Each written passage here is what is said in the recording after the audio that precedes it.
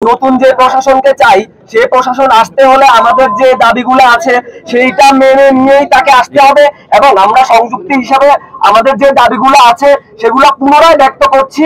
নতুন প্রশাসন যদি আসতে হয় তাহলে আমাদের এই দাবিগুলো মেনে নিয়েই তাকে আসতে হবে এবং আমরা এখন আমাদের যে পূর্বের দাবিগুলো সেগুলো আবার আপনাদেরকে শোনাচ্ছি। 18/2/2025 তারিখে সাধারণ ছাত্রদের উপর ঘটিত ন্যাক্কারজনক ঘটনার মিথ্যা অপপ্রচার এড়াতে অত্র বিশ্ববিদ্যালয়ে উপস্থিত থাকা শিক্ষার্থীদের প্রেস ব্রিফিং এ স্পষ্টভাবে আমাদের 6 দফা আজকে জানাচ্ছি। আজ কুয়েটে ছাত্রদল স্থানীয় বিএনপি কর্তৃক এই বিশ্ববিদ্যালয়ের শিক্ষার্থীদের উপর পরিকল্পিতভাবে নৃশংস হামলা চালানো হয়েছে। এর পরিপ্রেক্ষিতে আমাদের দাবিসমূহ হচ্ছে: 1. খুলনা প্রকৌশল ও প্রযুক্তি বিশ্ববিদ্যালয়ে শিক্ষার্থী কর্মকর্তার অধীনস্থ সকলের কুয়েটের সাথে সংযুক্ত থাকা অবস্থায় কুয়েটের ভিতরে ও বাইরে কোন প্রকার রাজনীতির সঙ্গে প্রত্যক্ষ বা পরোক্ষভাবে যুক্ত থাকতে পারবে না।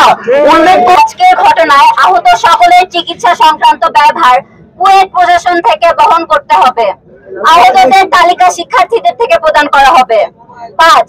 উপরোক্ত সকল দাবিসমূহ পূরণ করে আজকের ঘটনায় ব্যর্থতার দায় স্বীকার করে প্রশাসনকে নিঃশর্ত ক্ষমা প্রার্থনা করতে হবে।